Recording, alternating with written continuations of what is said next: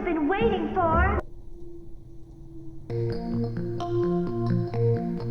The first day of school, my teacher said, "Why don't you draw a picture for your parents?" So I drew a picture of an alligator and I named him Terrence. When I gave that picture to my mom, she said, "I love pink alligators." Then she bought some magnets and she put my picture on the refrigerator.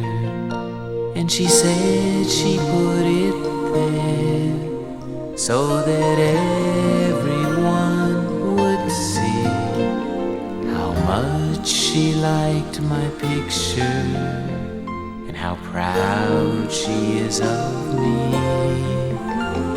Now when the teacher asks me why a drawing takes so long, I said, 'cause it's a refrigerator picture for my mom.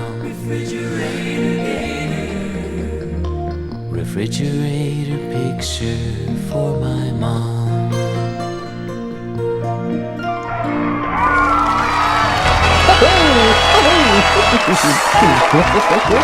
Emily and Teddy!